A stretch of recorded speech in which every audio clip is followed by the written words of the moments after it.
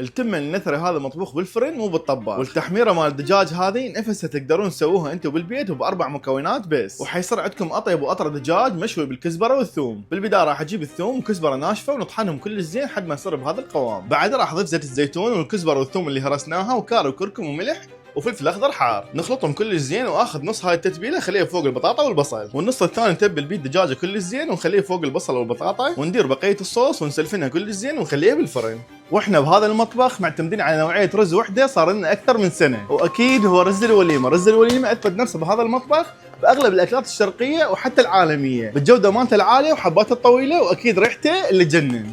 بعد ما غسلنا التمن ونقعناه نص ساعه راح اخليه بصينيه ونضيف عليه المي. المقادير مال التمن والمي للطبخه بالفرن راح اكتب لكم اياها اسفل الفيديو بالوصف. ونخلي عليه زيت الزيتون وبهارات دجاج وملح ونخلطهم كل زين ونسلفنه ونخليه بالفرن. الفرن تكون حرارته 200، راح ياخذ عندنا التمن 30 دقيقه للاستواء والدجاج 40 دقيقه. قبل ما تستوي الدجاجه ب5 دقائق راح افتحها من السيليفون واخليها تتحمر لحد ما تصير بهذا الشكل. والتمن حيكون عندكم نثري وبهذا الجمال، والدجاج ماكو اطيب منه.